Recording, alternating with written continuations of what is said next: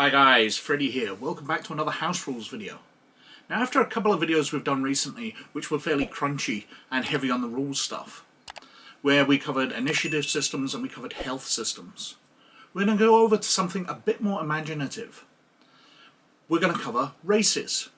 Now this might be anything from a science fiction game species, if you're doing one where people are from different worlds, there's different alien species, or it could be in science fiction other developments of humans, so like 40k, where humans on high gravity planets have become space dwarves, and that kind of thing. Or it could be fantasy, where it is just dwarves, elves, humans, etc. Or perhaps it's a near future thing where it's genetically engineered races.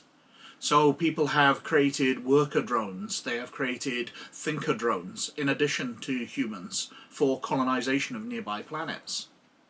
But in the Hell on Earth game that we're working on together here, this is going to be demons and humans, and the corruption as people become more sinful and take on demonic aspects in their slide towards evil. But we'll have a look at that at the end of the video where we have a look at the rules. In the meantime, we're going to go over to the desktop and we'll have a look through some games and we'll see how they handle the races. So, starting off with the biggest game, as always, Dungeons & Dragons. Well, Dungeons & Dragons, the latest edition, handles everything by balancing all the races. If we flick over to, let's say, page 29, we've got the various abilities, the traits for halflings.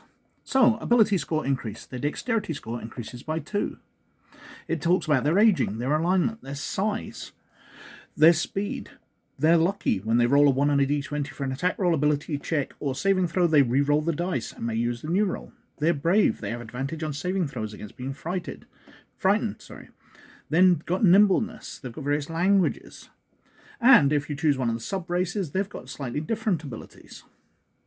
Now, this is all balanced against humans being the stock race, because humans have their traits as well. So humans increase their ability scores each by 1. So where the other races tend to get maybe 3 points of attribute bonuses plus other abilities, humans get 6 points of attribute bonuses, 1 on each attribute. So they're getting more than everybody else in attribute bonuses, but they're not getting fancy stuff like dark vision, etc. Now this is very different to how earlier versions of Dungeons & Dragons handled it. Second edition, for example, all the sub-races, or all the meta-races, whatever you want to call them, demi-humans, got special abilities. They got their dark vision, they got their sense secret doors, they got languages and various abilities. But they got level caps. So a human had the natural advantage from the start that they could keep going up to the highest level, whereas all the other races capped out and stopped leveling at various levels, from I think level 8 was the lowest up to about level 17 or something, but well short of what humans could get. So humans were more powerful in the long term. Now this is wrong in my opinion. I always thought that was silly, because you are disadvantaging players if they happen to play that character for the next 5 years. If they keep playing the game and they go through all the adventures and they reach their max level for their race, then they've got a disadvantage. But, like most campaigns, if your campaign ends and you've only got to 5th level, then the demi-humans never had any disadvantage at all. They were absolutely fine. So, I thought that was a very silly way of handling balance. I think this is much better, whereas humans have their own advantages.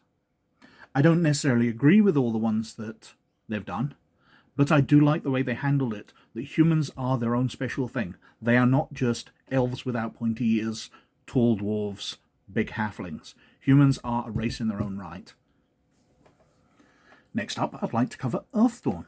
Now this is Fazer's fantasy role-playing game, a kind of offshoot of Shadowrun, set in the world before now, before magic goes away, for magic to return in Shadowrun.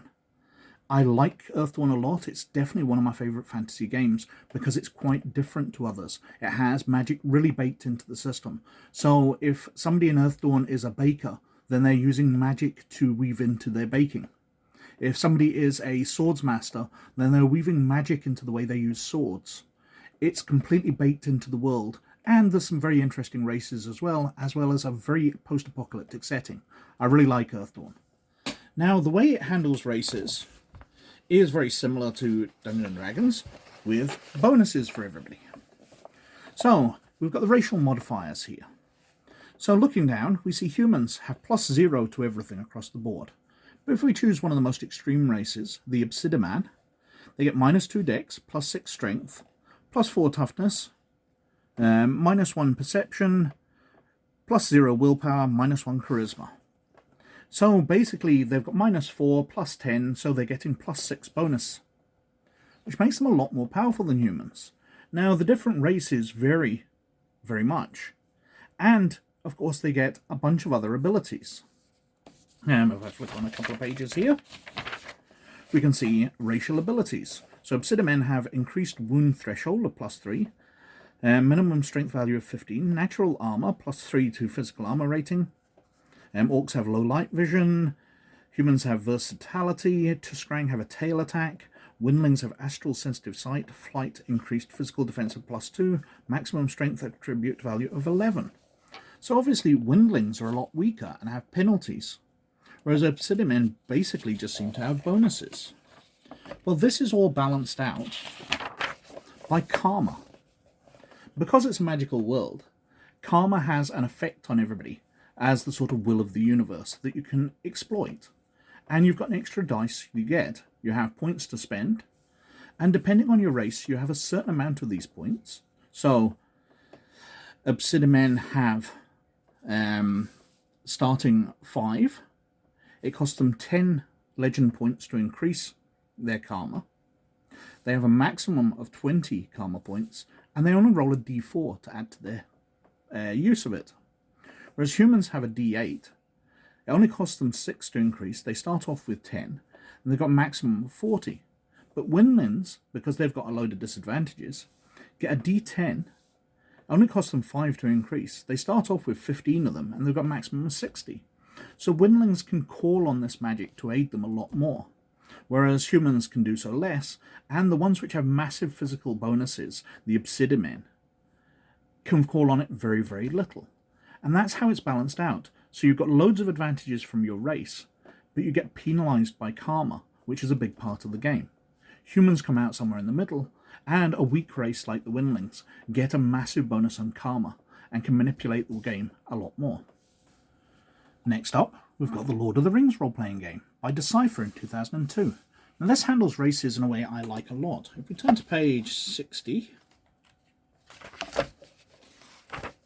we can see we've got the dwarves here. And the dwarves have, if we flip over the page, adjustments to their attributes, so +2 strength and +2 vitality. They've got a bunch of skills and traits. They've got their abilities, animal aversion, craftsmanship, fire starting, hardness of body. But we also choose a background package. So if we're a dwarf of Balin's colony, we get armed combat +1, law Moria +2, stonecraft +2, survival mountains +1. Dwarf of the Blue Mountains, Dwarf of Erebor, Dwarf of the Iron Hills, Wandering Dwarf. And then when we go on to elves, we've got different types of elves. So the Noldor have adjustments of +2 bearing, +2 perception, +1 nimbleness, +1 wits. We've got the Sindar. We've got the Sylvan elves. But all elves get these abilities. They've got lore and they've got art. And then you choose a background package. So you're an elf of the Grey Havens, or Lorien, or Mirkwood, or Rivendell, or Wandering Companies. We've got hobbits, so various types, Fallowhides, Harfoots, Stores, but all hobbits get these abilities. And humans are treated as their own race, so we've got men here, and we can choose amongst the Dunedain, the Middle Peoples, Men of Darkness, the Wild Men. And they have their individual abilities, Wild Men getting +1 perception, +1 strength, +1 vitality, as well as speech, +2 ability bonus to survival track, weather sense, and similarly woodcrafty skills. You can choose your background package, but all men get these abilities. So they're adaptable, they've got Dominion of Man, they've got skilled. Okay, they have got a disadvantage here in that they age, but humans are treated as a race special of their own. They're not just the stock ones, which then you slap extra abilities, dark vision, ability to sneak, whatever, onto. They are treated as a race with their own advantages. They are better than other races in certain ways. And I really, really like that. And next we've got GURPS. Now this is the 3rd edition, as that's the version I've got. But they all handle things in a fairly similar fashion. If we turn to page 11, we can see game world adaptations and non-human races. Basically, races in GURPS are a package of advantages and disadvantages.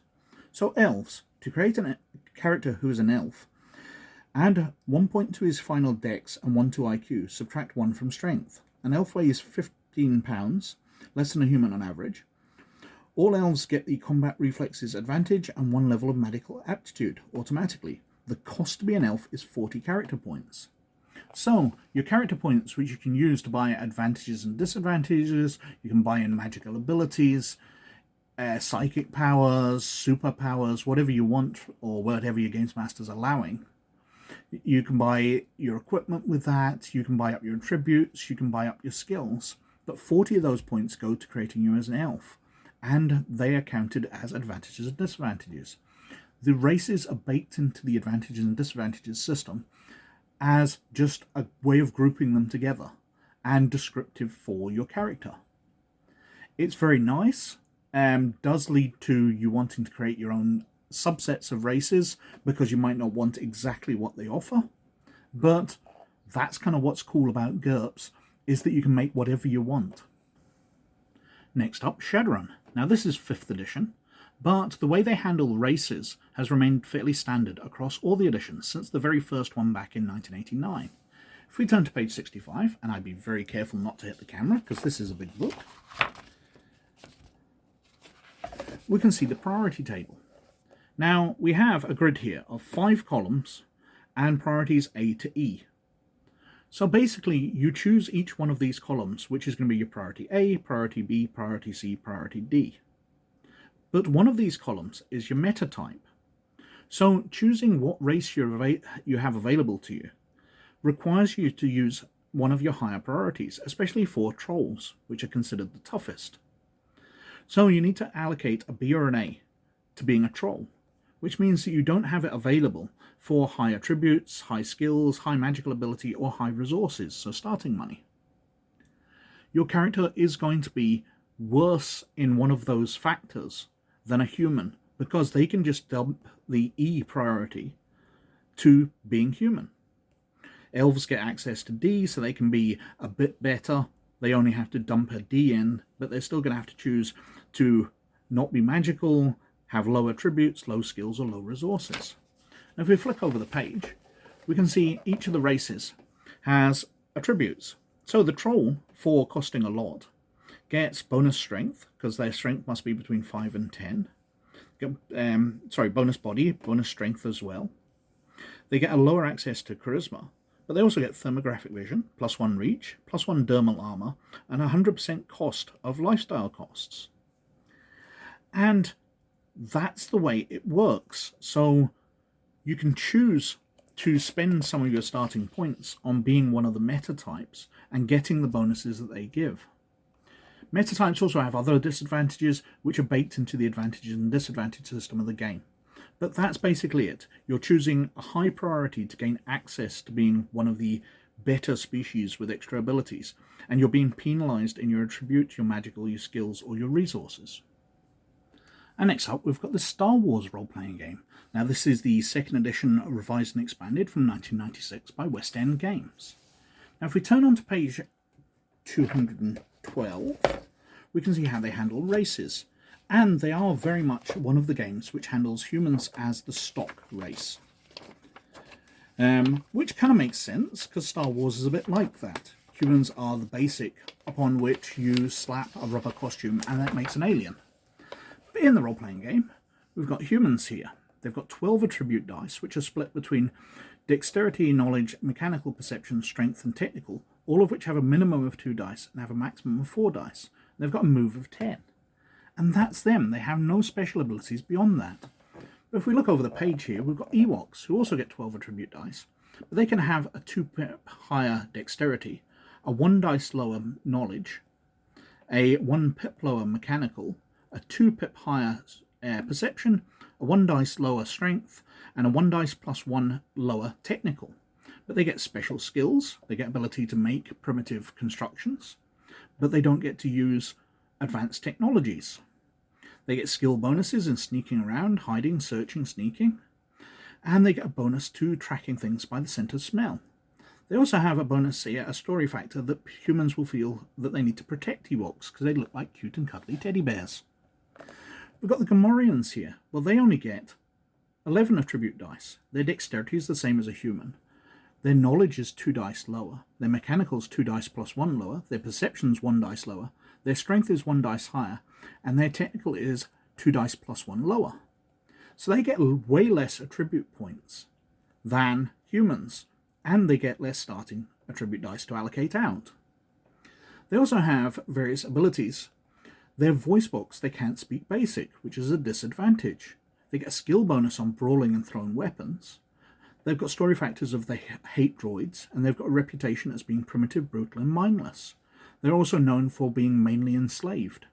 And their move is only 7. They are much slower than humans.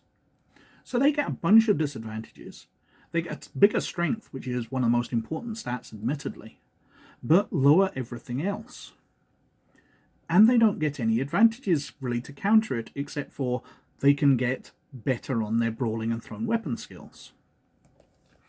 Now, the game also forgets that humans have a massive advantage, especially if you're playing during the time of the Empire, in that humans are normal. When you're sneaking into an Imperial base, the human can put on an Imperial uniform and attempt to bluff the guards, because he looks like one of them. Doesn't matter what an Ewok does, he's not going to be able to bluff the guards that he's supposed to be on an Imperial base, because all the Imperials tend to be humans. A human can slap on some Stormtrooper armor they find, and get better protection in combat, which won't fit an Ewok and won't fit a Gamorrean. Humans have this massive advantage which tends to get forgotten about, and other species get penalized. Now, while there is a big, wonderful role-playing aspect to this, in that some races are naturally better than others, some are worse, some of it really doesn't make sense. If I flip over a couple of pages, we've got Twi'leks. Now, Twi'leks are basically supposed to be humans-like. They're a near-human race. They've got the head tails. And in their attributes, they have head tails, which are allowed to be used for secret communication. They can do sort of signs with them, twitching them, which other Twi'leks can read. So they can communicate in secret. But Twi'leks only get 11 attribute dice. They get 1 less dex, they get the same knowledge, they get 1 dice plus 2 less mechanical, they get a plus 2 to their perception, minus 1 strength, and minus 1 technical. They are way worse than humans. And especially when you consider more modern parts of Star Wars, where Hera Syndulla in the Rebels series is considered one of the best pilots in the galaxy. But her mechanical, which is the attribute which piloting is based off of, is only at its maximum 1 pip higher than the minimum for a human. She should be a terrible pilot. It makes no sense whatsoever giving Twi'leks these massive disadvantages. Now, I can see some of it you might want to balance with Wookiees, giving them a massive disadvantage, because they get 6 dice strength. So they get to roll 6 dice to resist damage. And considering a normal blaster rifle only does 5 dice, they're going to be able to shrug off most attacks. They also get their Berserker Rage, where they get to add a bonus to their strength during combat. And they have Claws, where they get to add to their strength during combat. Wookiees are incredibly lethal in hand-to-hand combat, which is balanced by their honor, because they don't use their claws in combat. They don't like to be seen going berserk, because that's dishonorable. But you can make a berserker Wookiee who doesn't care about that, and use all these bonuses, and not really get any disadvantages. They've got slightly lower attributes across the board, but the strength really makes up for that. The game is not balanced whatsoever, but that doesn't stop it being a lot of fun. And finally, and equally unbalanced, but in a very specific way, we've got the Star Trek role-playing game from Faza, and it came out in 1983. This is the 2nd edition. Now, if we discard the box, I can say that this game was based around the original series, And the thing which was really obvious in the original series was that Spock and the Vulcans were really, really cool. And the game carries this through. So we've got various racial modifiers here. So humans, for example, are standard across the board minus 30 psi. So they're not psychics. Whereas Vulcans get no minus to their psychic. They get minus 40 to their luck, but they get bonuses to their strength, endurance, and intelligence. And the other races also get minuses to their psi. Vulcans are basically the only psychic species. And they get lesser bonuses. So Tellarites here get plus 5 to their strength, plus 5 to their endurance, minus 10 to charisma, minus 20 to luck, minus 40 to psi. So end up way down on everybody else. So balance isn't a thing here. But it's taken to an even worse extent by Vulcans getting all the cool abilities that Spock displayed.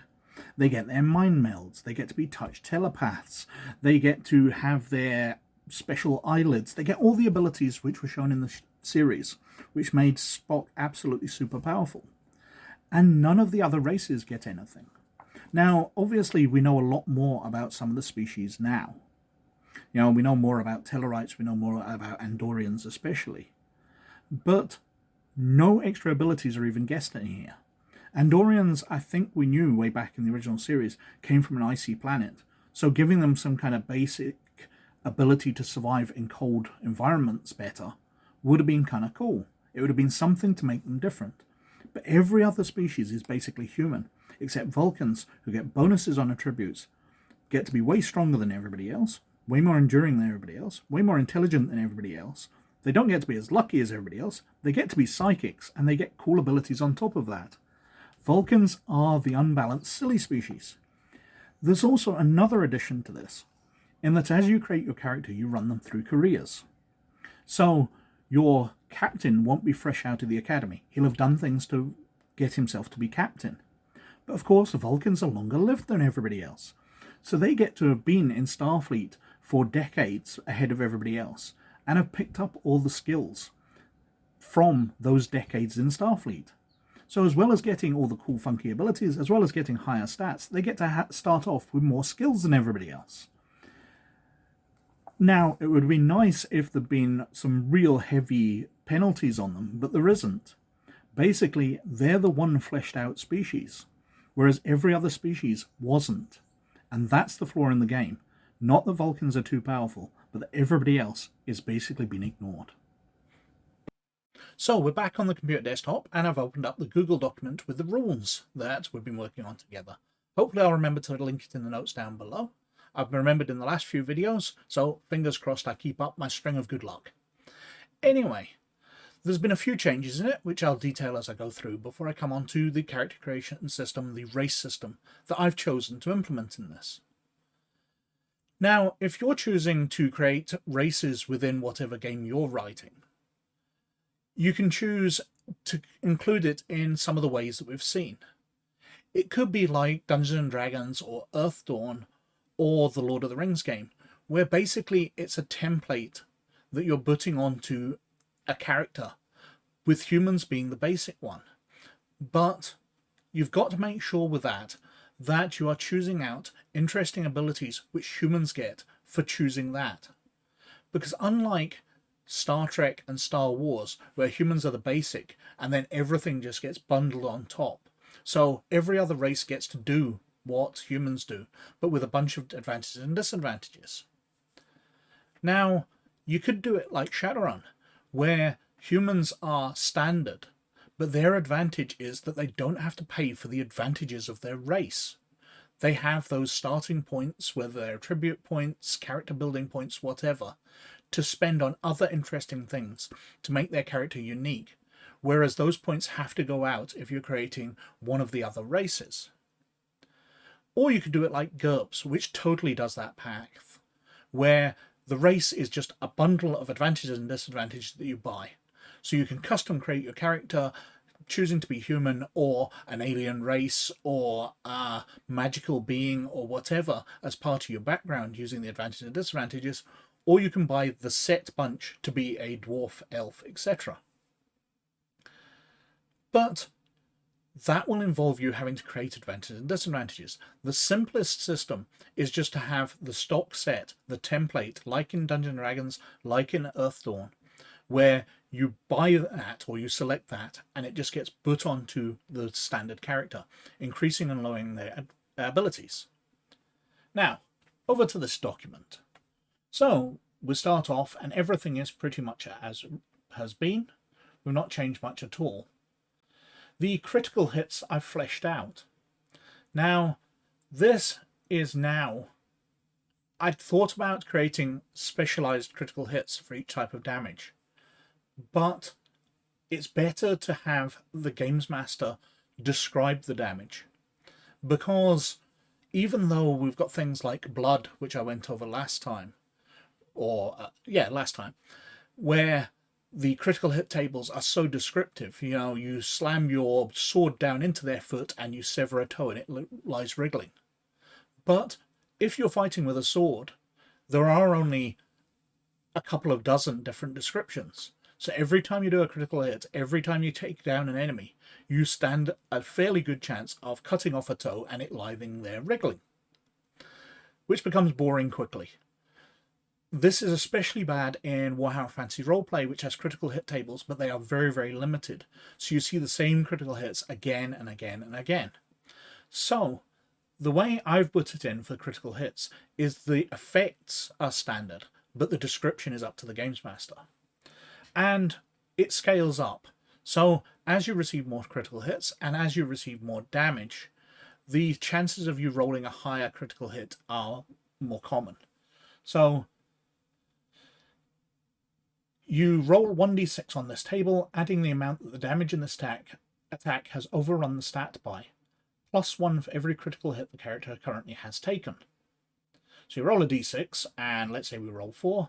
The character is left with a deep cut and a scar, which penalizes this attribute by -2, healing up by +1 per 2 nights bed rest. So the amount of rest they need gets more for healing up the critical hit.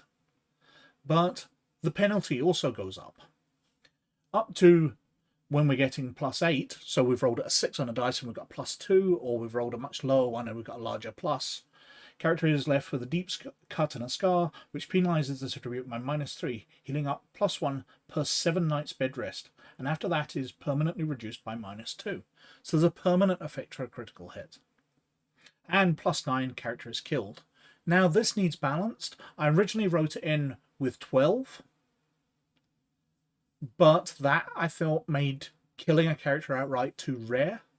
But as I think about it more, I think perhaps 12 would be better to make instant kills very, very rare, because all you would need is an unlucky dice roll plus overcoming somebody's attribute by 3. So a good attack plus a lucky dice roll and you kill somebody like that.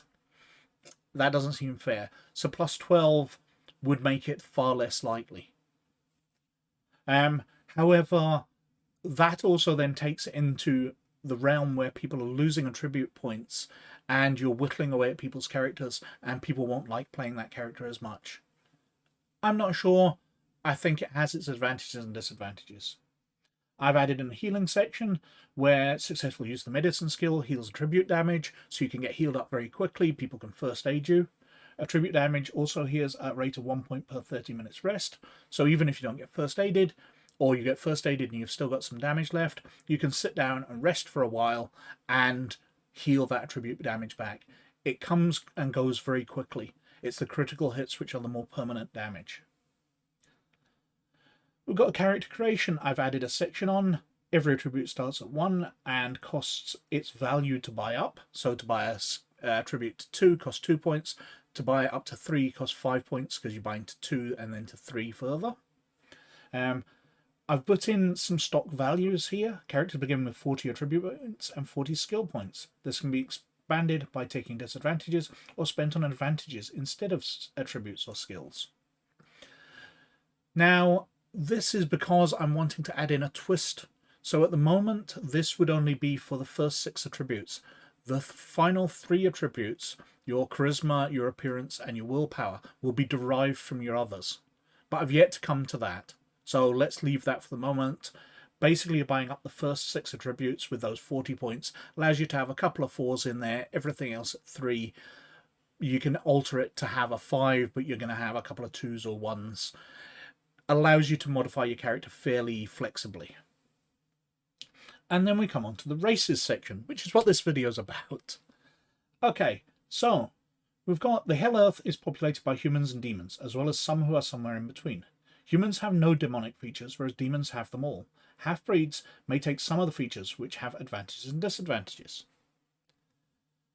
Now, for every demonic feature you take, you also lose 1 humanity, becoming less human.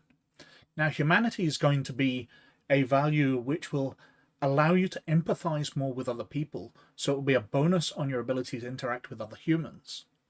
Humans coming together in this terrible environment. But also be your connection with basically faith-based powers, holy. So you'll be able to use your humanity against demons, but you can get the demonic powers and whittle away your humanity. So, humanity is the character's remaining humanity and may be lost when gaining demonic features or doing particularly evil acts. When humanity is lost, a character may choose to accept a demonic feature at the same time, and when it is gained, they may choose to lose one. However, their humanity must never rise above 5 minus their number of demonic features. Now, I've only written in 5 different demonic features. I intend to flesh out this list as more occur to me as I read up on demons and see what interesting things I can tack in here. But each of the demonic abilities gives the demon something and gives them a disadvantage to penalize them by that. But they're also losing the humanity, which takes them away from that. But depending on the player's style, they might be losing humanity anyway, so might as well gain the demonic features and get some kind of bonus out of it. At start of play, I think I'll let people choose to have any amount of demonic features they want, playing as full demons if they wish, or otherwise gaining features. I might cap the demonic abilities at 5, so your humanity would be 0, but allowing a flexibility, so some demons can have wings, some demons can have horns, claws, demonic powers, ability to summon up flames or whatever. Whereas others will have less than that, will only have minor quirks. There'll be a human with a funny change to them, red skin, demonic eyes or whatever. So, the abilities I've put in. Demonic eyes. Advantages. You can see magic and in the dark, gaining +1d to detect checks to detect magical effects, and removing all disadvantages of darkness. Disadvantages. Holy symbols emit a fierce bright light to demonic eyes, causing them a -1d to all skills when a symbol is in their line of sight. Each demonic feature lowers the character's humanity by 1 point. That's in the wrong place. Let's cut and paste it up where it should be. Demonic skin. The rough and horny skin is resistant to damage, adding a +1d to resist all damage. This hideous countenance lowers all social skill attempts by 1d. Demonic horns. These fearsome horns strike fear into opponents, giving a bonus +2d to attempts to intimidate. The horns make the individual more vulnerable to holy damage, reducing their damage resistance by 1d. Demonic aura. The magical effect makes the individual more resistant to magic, adding +1d to all attempts to resist magic or magical damage, including holy damage. Disadvantages. This aura, while not as powerful as true demons, does cause resistance to magical barriers and requires a strength roll to push through the barrier, while causing a visible effect as the barrier interacts with the aura. And finally, we've got demonic claws, long vicious claws which can do a bonus +1d damage when used in combat and cause magical damage. Disadvantages: claws do not make for good fingers and cause a penalty to use all human equipment not adapted to them of 1d. So, having long claws, you get to claw things, they do demonic damage and can hurt things, but picking up a gun, you're not going to get the claw through the trigger unless you've had that gun modified to allow you to use it. Now, I can see adding lots more in. As I was speaking before, I said demonic wings, so giving them a flight ability, but meaning that they can't use standard armor, for example. That might be an advantage and disadvantage. Various other ones we can think of to build up this. As I said, I think what would be considered true demons, which would be the weaker ones still, who interact with human society in this earth plunged into hell, they might only have 5 at maximum. So they might have horns, wings, etc. But it will basically be a package of different things with an advantage and a disadvantage to balance it. To not make demons more powerful than humans, but also to give humans their humanity, which allows them to interact with other humans and to be able to damage demons in a special way. Anyway, I think it's quite an interesting system where it's a sliding scale rather than you choosing a particular race you want to be. You're choosing a sliding scale from pure human to demon, and you can be anywhere in between. It obviously needs some customization. It needs a lot more demonic abilities added in to make it far more interesting, but I think I've got something relatively unique in here, but we shall see. I might just decide to scrap it at some point and just put in, you are a certain type of demon, you are a human, and just do traditional races. But let's see as we go on.